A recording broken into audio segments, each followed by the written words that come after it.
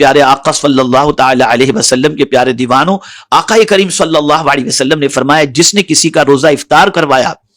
اس کے گناہ معاف کر دیے جاتے ہیں، اسے جہنم سے آزادی دے دی جاتی ہے، اور روزے دار کے ثواب میں کمی کیے بغیر اسے روزے دار کے برابر کا ثواب عطا کیا جاتا ہے۔ پھر یاد رکھیں آقا کریم صلی اللہ علیہ وسلم کا یہ ارشاد خاص طور پر ذہن کے اندر محفوظ رکھیں، ہر مسلمان کو ہر حال میں رزق حرام سے بچنا ضروری ہے۔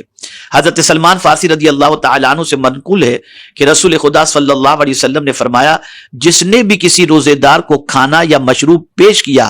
اور وہ اس کی حلال کمائی تھی تو اس پر پورا رمضان ملائکہ۔ بہت سارے مسلمان روزہ رکھنے کے بعد افطار کی شدت کے ساتھ افطار کا انتظار کرتے ہیں کہ جلدی سے وقت ہو اور ہم افطار کریں، لیکن یہاں میں آپ کو بتا دوں کہ وقت سے پہلے افطار کرنے کی سزا کیا ہے، اسے سماعت فرمائیں۔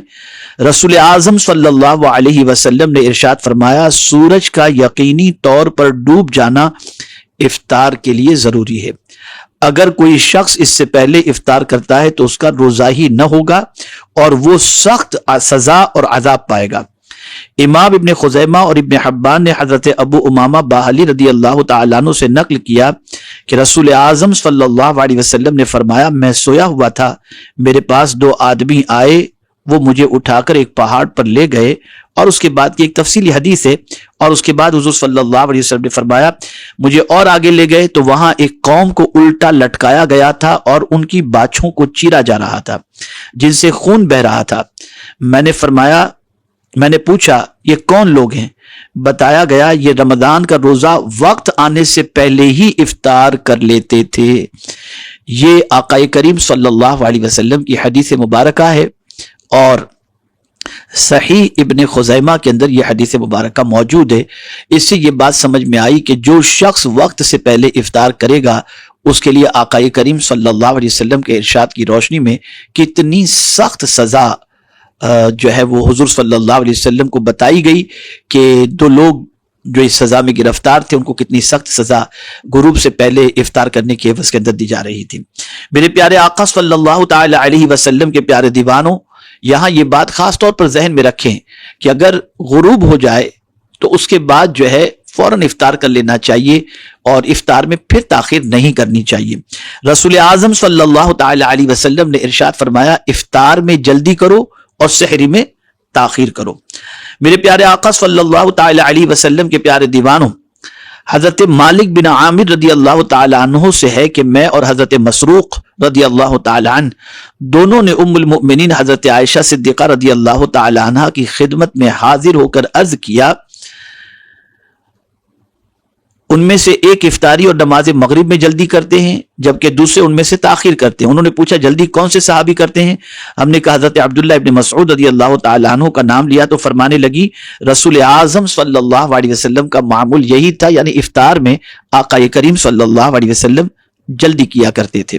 ہمارے یہاں تھوڑا سا مسئلہ ہے کہ اذان کی آواز کانوں میں پہنچنے کے باوجود بھی لوگ دعا میں مصروف ہوتے ہیں اور سمجھتے ہیں کہ نہیں ہم مانگ لیں پہلے، تو افطار میں تاخیر کرنا یہ رسول اعظم صلی اللہ علیہ وسلم کو بالکل پسند نہیں تھا۔ افطار کا وقت ہو جائے، غروب آفتاب ہو جائے تو افطار کے اندر جلدی کرو، یہ رسول اعظم صلی اللہ علیہ وسلم کا معمول تھا۔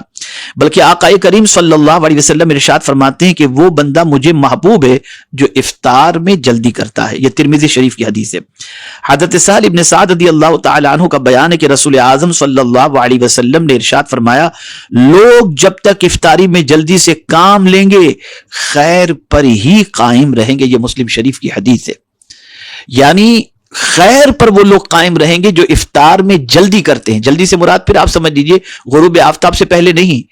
وقت ہونے کے بعد، غروب آفتاب کے بعد جو ہے وہ افطار کرنے سے متعلق ہے۔ میرے پیارے آقا صلی اللہ تعالی علیہ وسلم کے پیارے دیوانوں، حضرت ابو الدرداء رضی اللہ تعالی عنہ سے ہے کہ رسول اعظم صلی اللہ علیہ وسلم نے فرمایا میری امت اس وقت تک میرے طریقے پر رہے گی جب تک وہ افطار کے لیے ستاروں کے طلوع ہونے کا انتظار نہیں کرے گی۔ انہی سے مروی ہے کہ میں نے رسول اعظم صلی اللہ علیہ وسلم کو کبھی نہیں دیکھا کہ آپ نے نماز مغرب سے پہلے افطاری نہ فرمائی ہو، اگرچہ وہ پانی کا گھونٹ ہی کیوں نہ ہو۔ یعنی غروب آفتاب کے بعد حضور افطار فرماتے اور افطار کے بعد میرے آقا صلی اللہ علیہ وسلم مغرب کی نماز ادا فرماتے۔ حضور صلی اللہ علیہ وسلم کو اگر کوئی صحابی افطار کی دعوت دیتے تو حضور صلی اللہ علیہ وسلم ان کی دعوت افطار قبول فرماتے۔ حضرت انس رضی اللہ تعالی عنہ سے ہے کہ رسول اعظم صلی اللہ علیہ وسلم اپنے صحابی حضرت سعد ابن عبادہ رضی اللہ تعالی عنہ کے یہاں تشریف لے گئے، انہوں نے افطاری کے لیے روٹی اور زیتون پیش کیا۔ حضور صلی اللہ علیہ وسلم نے تناول فرما کر فرمایا، تمہارے پاس روزے داروں نے افطار کیا، نیک لوگوں نے تمہارا کھانا کھایا اور تم پر ملائکہ نے رحمت کی دعا کی۔ سبحان اللہ۔ میرے پیارے آقا صلی اللہ تعالی علیہ وسلم کے پیارے دیوانوں، حضور صلی اللہ علیہ وسلم نے حضرت سعد ابن معاذ رضی اللہ تعالی عنہ کے ہاں افطاری کی اور فرمایا، روزہ داروں نے تمہارے ہاں افطاری کی، نیک لوگوں نے کھانا کھایا، ملائکہ نے تمہارے لیے دعا کی۔ یہاں سے دونوں حدیث سے جو بات سمجھ میں آ رہی ہے اسے آپ سمجھیں، اس حدیث کی باریکی کو سمجھیں۔ اللہ اکبر۔ آقا کریم صلی اللہ علیہ وسلم نے فرمایا نیک لوگوں نے کھانا کھایا۔ یہاں یہ بات ذہن کے اندر رہے کہ ہمارے یہاں میں یہ نہیں کہتا کہ آپ دوسروں کو افطار نہ کرائیں، غریبوں کو، بھوکوں کو اور روزے داروں کو، سب کو کرائیں، لیکن اگر آپ کی افطاری سے، آپ کے کھانے سے، آپ کو اللہ کی عطا کردہ جو نعمتیں ہیں اس سے اگر کسی نیک نے کھانا کھا لیا تو پھر آپ کا بیڑا پار ہو گیا۔ یعنی یقین مانے اللہ کے رسول صلی اللہ علیہ وسلم کے اس ارشاد سے یہ بات سمجھ میں آئی کہ نیک لوگوں کو افطار کرایا جائے، اور اللہ عز و جل کے معصوم فرشتے ایسے لوگوں کو افطار کرانے پر، افطار کرانے والوں کے لیے دعا کرتے ہیں۔ میرے آقا صلی اللہ تعالی علیہ وسلم کے پیارے دیوانوں، یہاں پر ایک اور بات میں آپ کے سامنے عرض کروں، انشاءاللہ آپ کا ایمان تازہ ہوگا۔ مساکین کے ساتھ بھی افطار کیا جائے، سبحان اللہ۔ حضور صلی اللہ علیہ وسلم کی مبارک تربیت کا یہی اعجاز تھا کہ آپ کے صحابہ افطار تنہا نہ کرتے بلکہ اپنے ساتھ معاشرے کے فقراء اور مساکین کو بھی شامل کرتے۔ حضرت عبداللہ ابن عمر رضی اللہ تعالی عنہما کے بارے میں مروی ہے کہ مساکین کے بغیر افطار نہ فرماتے، اگر گھر والے اسے محسوس کرتے تو اس رات کھانا ہی نہیں کھاتے۔ یعنی اگر فقیروں اور مسکینوں کے ساتھ کھانا کھانے پر، افطار کرنے پر اگر گھر والے یہ کہتے کہ ہمارے ساتھ نہیں کیا اور ان کے ساتھ تم نے بیٹھ کر کیا، تو پھر حضرت عبداللہ ابن عمر رضی اللہ تعالی عنہما رات کو گھر پہ کھانے ہی نہیں کھاتے تھے، انہیں اتنا گراں گزرتا تھا۔ تو یہاں سے یہ بات سمجھ میں آئی کہ مساکین اور فقراء کے ساتھ بھی افطار کرنے کی کوشش کی جائے، اور ان کے ساتھ دسترخوان پر بیٹھ کر افطار کرنے کی کوشش کر کے اللہ عز و جل اور اس کے رسول صلی اللہ علیہ وسلم کو راضی کرنے کی کوشش کی جائے۔ میرے پیارے آقا صلی اللہ تعالی علیہ وسلم کے پیارے دیوانوں، بلکہ حضرت عبداللہ ابن عمر رضی اللہ تعالی عنہما کا معمول بھی یہی تھا کہ اگر وہ کھانا کھا رہے ہوتے اور کوئی سائل آ جاتا تو کھانے کا اپنا حصہ اٹھا کر فی الفور سائل کو دے دیتے، جب واپس آتے تو بقیہ کھانا گھر والے کھا چکے ہوئے ہوتے، تو بغیر کھائے ہوئے حضرت عبداللہ ابن عمر بستر پر چلے جاتے بلکہ صبح روزہ رکھ لیا کرتے۔ سبحان اللہ۔ میرے پیارے آقا صلی اللہ تعالی علیہ وسلم کے پیارے دیوانوں، رسول اعظم صلی اللہ علیہ وسلم نماز مغرب ادا کرنے سے پہلے افطار کر لیا کرتے تھے۔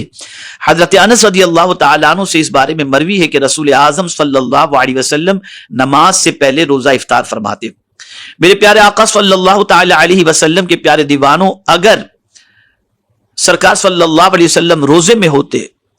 اور موسم گرما ہوتا تو سرکار صلی اللہ علیہ وسلم نماز سے پہلے تازہ کھجور اور پانی، اور اگر موسم سرما ہوتا تو خشک کھجور اور پانی تناول فرماتے۔ یہاں سے پتہ چلا کہ اگر گرمی کا موسم ہے تو تر کھجور سے افطار کرنا حضور کی سنت، اور اگر ٹھنڈی کا موسم ہے تو خشک کھجور سے افطار کرنا میرے آقا صلی اللہ علیہ وسلم کی سنت مبارکہ ہے۔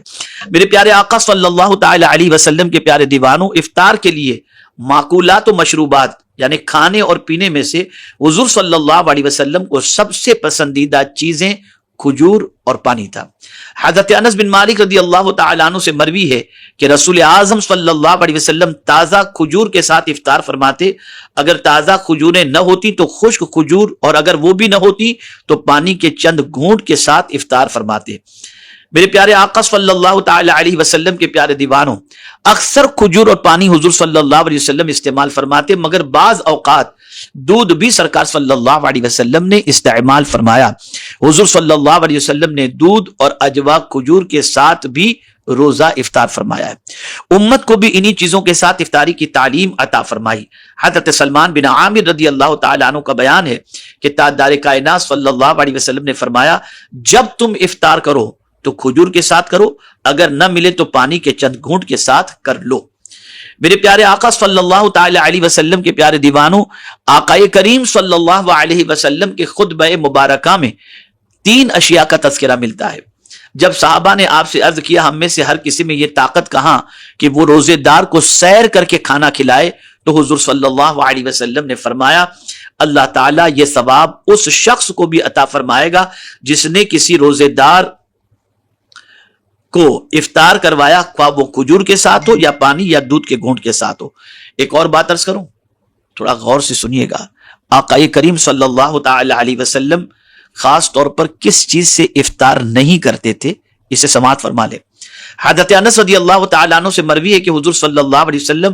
اس شے سے روزہ افطار کرنا پسند نہ فرماتے جسے آگ نے مس کیا ہو۔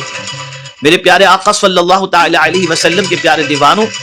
رسول اعظم صلی اللہ تعالی علیہ وسلم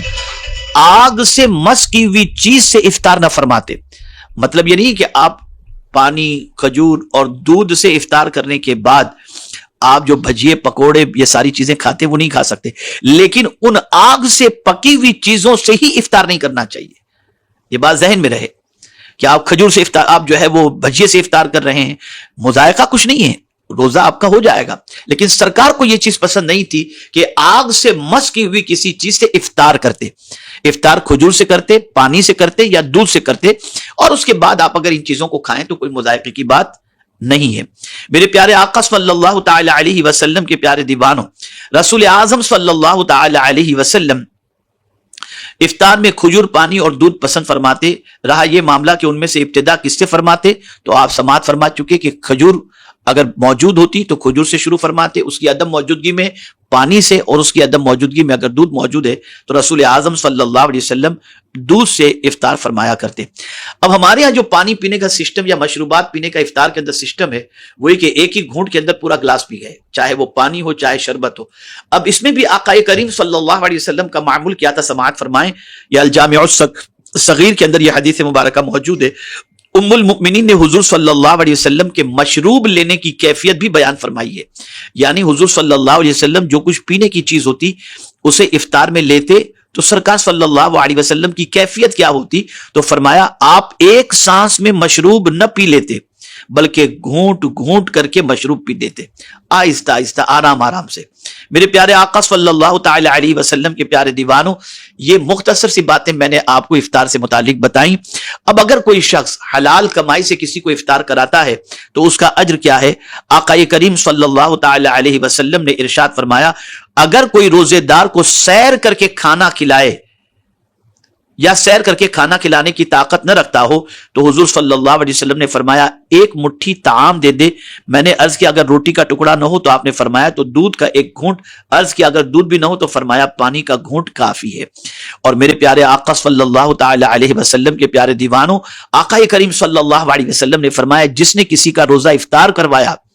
اس کے گناہ معاف کر دیے جاتے ہیں، اسے جہنم سے آزادی دے دی جاتی ہے، اور روزے دار کے ثواب میں کمی کیے بغیر اسے روزے دار کے برابر کا ثواب عطا کیا جاتا ہے۔ پھر یاد رکھیں آقا کریم صلی اللہ علیہ وسلم کا یہ ارشاد خاص طور پر ذہن کے اندر محفوظ رکھیں، ہر مسلمان کو ہر حال میں رزق حرام سے بچنا ضروری ہے۔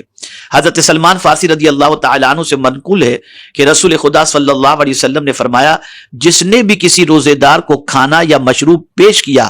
اور وہ اس کی حلال کمائی تھی تو اس پر پورا رمضان ملائکہ کے لیے دعا کرتے ہیں۔ اللہ اکبر، سبحان اللہ، سبحان اللہ۔ حلال کمائی، پیور ایک دم حلال کمائی سے آپ افطار کرائیں تو مہینہ بھر ملائکہ دعا کریں گے، اور حضرت جبرائیل امین علیہ الصلاۃ والتسلیم ایسے افطار کرانے کے لیے شب قدر کی دعا کرتے ہیں کہ اللہ اسے شب قدر نصیب فرمائے۔ دوسری روایت کے الفاظ ہیں ایسے شخص کے لیے شب قدر جبرائیل امین علیہ الصلاۃ والتسلیم مسافہ کرتے ہیں، یعنی حلال کمائی سے اگر کوئی افطار کرائے تو جبرائیل امین علیہ الصلاۃ والتسلیم شب قدر میں اس بندے سے مسافہ کرتے ہیں، اور جس کے ساتھ وہ مسافہ کریں اس کے دل میں رقت اور اسے حالت زاری نصیب ہوتی ہے۔ یعنی اگر شب قدر کے اندر کوئی بندہ حلال سے افطار کرایا ہے اور اسے رقت طاری ہو رہی ہے اور اس کے ساتھ ساتھ اس کی آنکھوں سے آنسو جاری ہیں اور وہ رات یا تو 21 ہو یا 23 ہو یا 25 ہو یا 27 ہو یا 29 ہو، تو اسے اللہ کا شکر ادا کرنا چاہیے کہ اللہ عز و جل نے جبریل امین علیہ الصلاۃ والتسلیم سے مسافر کا اسے شرف عطا فرمایا، اسے شب قدر نصیب ہو گئی۔ میرے پیارے آقا صلی اللہ تعالی علیہ وسلم کے پیارے دیوانوں، افطار کے موقع پر جو دعا کا مسئلہ ہے، تو اس کے سلسلے میں خاص طور پر آپ ذہن کے اندر رکھیں کہ ہم جو افطار سے پہلے بیٹھ جاتے ہیں دسترخوان کے سامنے دعا کرنے کے لیے، وہ وقت دعا کرنے میں مذائقہ نہیں ہے، آپ دعا کریں، بلکہ حضور صلی اللہ علیہ وسلم ماہ رمضان میں کثرت سے دعا کرتے، لیکن خاص طور پر میں نے جس وقت دعا کی غفلت امت مسلمہ میں دیکھی ہے، وہی اصل وقت ہے دعا کے لیے، اور وہ ہے افطار کے فوراً بعد کی دعا۔ آپ دیکھیں ہم افطار کرتے ہیں تو افطار کے بعد فوراً پڑھتے ہیں اللہم لک صمت وبک آمنت وعلیک توکلت وعلی رزقک افطرت فتقبل منی۔ ہم افطار کرنے کے بعد یہ دعا کرتے ہیں کہ اللہ ہم نے تیرے لیے روزہ رکھا اور تجھ پر ایمان لائے اور تجھ پر ہم نے بھروسہ کیا اور ہم نے تیرے عطا کردہ رزق سے افطار کیا، تو ہمیں ہماری طرف سے اسے قبول فرما۔ تو یہ کر لینے کے بعد ہوتا ہے، اور اس کے بعد جو دعا کی جائے، اعلیٰ حضرت عظیم البرکت امام عشق و محبت نے بھی یہی فرمایا ہے کہ دعا جو ہے افطار کے بعد فوراً ہونی چاہیے، اور یہی دعا کا حکم ہے۔ لیکن یہاں آپ یہ نہ سمجھیں کہ افطار سے پہلے آپ دعا کرتے ہیں وہ دعا نہیں کرنی چاہیے، بالکل آپ اس وقت بھی دعا کریں، جب دعا کرنا چاہیں دعا کریں، لیکن خاص طور پر جو افطار کے وقت کی دعا ہے وہ افطار کرنے کے بعد کی ہے۔ اسے خاص طور پر میرے پیارے آقا صلی اللہ علیہ وسلم کے پیارے دیوانوں ذہن کے اندر رکھیں۔ اللہ رب العزت جل جلالہ آقا کریم رؤوف الرحیم علیہ التحیۃ والتسلیم کے صدقہ و طفیل، نبی آخر الزماں، خاتم پیغمبراں، رسول رحمت، نبی رحمت، افضل البشر، رسول اعظم صلی اللہ تعالی علیہ وسلم کہ صدقہ و طفیل اللہ عز و جل ہم سب کو صحیح معنوں میں روزہ رکھنے کی توفیق عطا فرمائے، اور پروردگار آقا کریم صلی اللہ علیہ وسلم کے صدقہ و طفیل ہم سب کو رسول اعظم صلی اللہ علیہ وسلم کی سنت کی پیروی کی توفیق نصیب فرمائے۔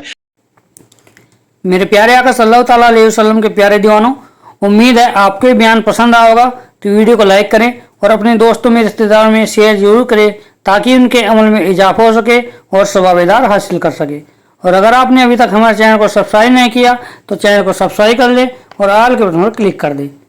اور ہمیں کمنٹ کر کے ضرور بتائیں آپ کی ویڈیو کیسا لگا۔ تو ملتے ہیں اگلی ویڈیو میں۔ السلام علیکم ورحمۃ اللہ وبرکاتہ۔